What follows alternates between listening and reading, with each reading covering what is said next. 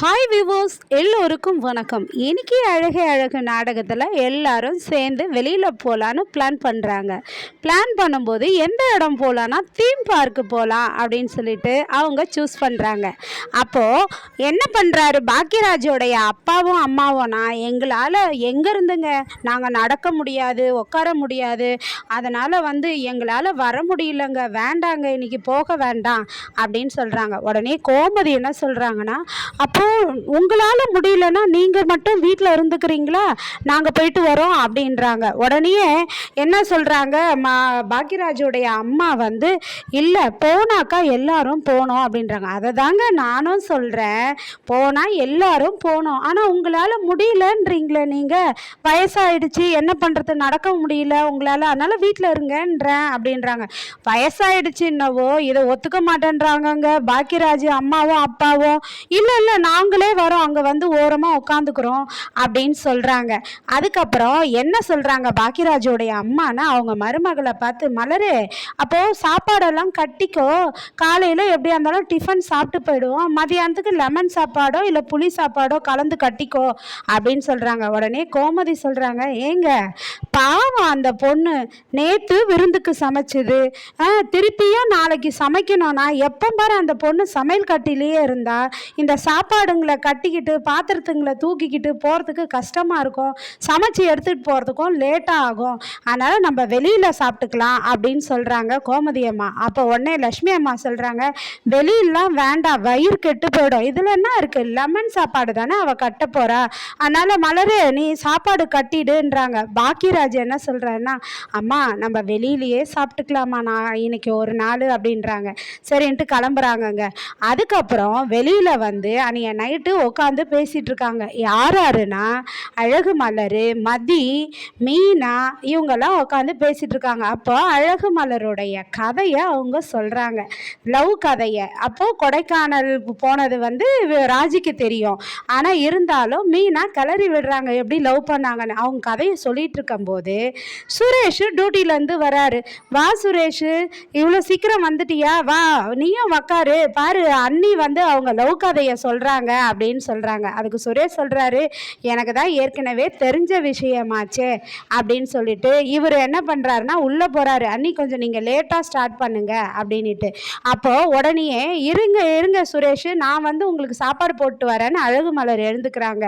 அப்போ மீனா என்ன பண்ணுறாங்கன்னா, நீங்கள் கொஞ்சம் நேரம் உட்காருங்க, உங்கள் கதையை லவ் ஸ்டோரியை நாங்கள் கேட்குறோம், ஏன் மதி நீங்கள் போயிட்டு சுரேஷுக்கு சாப்பாடு கொடுக்கலாம்ல அப்படின்னு மீனா சொல்கிறாங்க.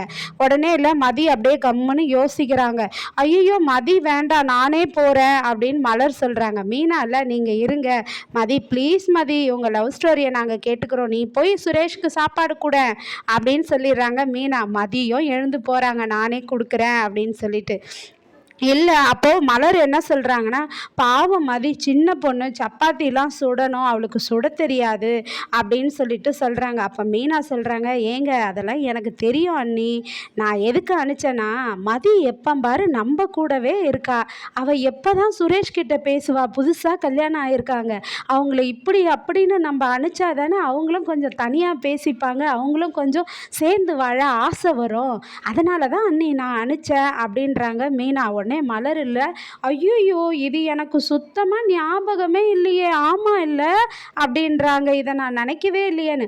அதனால் இனிமேல் சுரேஷுக்கு சாப்பாடு போடுற விஷயத்துக்கெல்லாம் நீங்கள் போகாதீங்க, மதியம் அனுப்பிச்சி விடுங்க, அவளே செய்யட்டும் எல்லாத்தையும் அப்படின்னு சொல்கிறாங்க மீனா. உடனே மீனா பரவாயில்லையே, நீ சூப்பர் ஐடியா கொடுத்துருக்கியேன்றாங்க. ராஜி சொல்கிறாங்க, இந்த விஷயத்தில் எங்கள் அக்கா ரொம்ப எக்ஸ்பர்ட், எங்களை அப்படி தான் சேர்த்து வச்சாங்க அப்படின்னு ராஜி சொல்கிறாங்க. அதுக்கப்புறமா மதி போயிட்டு சுரேஷுக்கு சப்பாத்தி எல்லாம் சுட்டு தராங்க. சுரேஷ் அப்படியே பார்க்குறாரு, இதெல்லாம் உனக்கு தெரியுமா, சப்பாத்திலாம் சுட தெரியுமான்னு கேட்குறாரு. எனக்கு தெரியுமேன்றாங்க.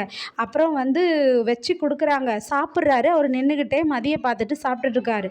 அந்த நேரம் பார்த்து சமையல் கட்டில் சுரேஷுடைய அம்மா வராங்க.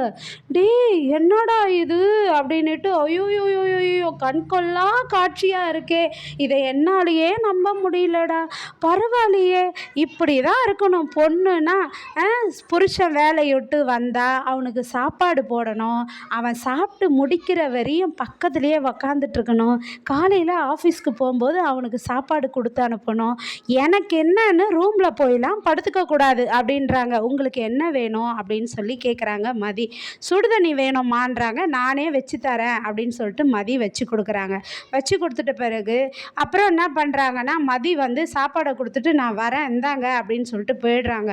அப்புறம் இவங்க சொல்கிறாங்க, சுரேஷுடைய அம்மா, ஆமாம் இப்போ தான் பெருமையாக சொன்னேன், அதுக்குள்ளே நீ சாப்பிட்ற வரையும் இருக்க முடியாமல் போயிட்டாளா அவ அப்படின்னு சொல்லிட்டு, பாரு இதெல்லாம் அப்படியே கிடக்குது, ஏற கட்டவே இல்லை, இதுக்கெல்லாம் மலரு தான் சரி அப்படின்ட்டு போகிறாங்க.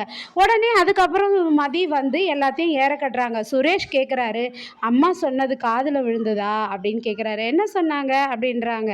இல்லை ஒன்றும் இல்லை அப்படின்றாரு. எனக்கே இது தெரியும் எல்லாத்தையும் ஏற கட்டணும்னு சொல்லிட்டு அவங்க ஏற கட்டுறாங்கங்க. அப்படியே சுரேஷ் அவங்களையே அப்படியே ரசித்து பார்க்குறாரு. நாளைக்கு திங்கக்கிழமை வரையும் இந்த கதனையோடைய தொடரை தொடர்ந்து பார்க்க ஆர்வமுடன் காத்திருப்போம். நன்றி. பாய்.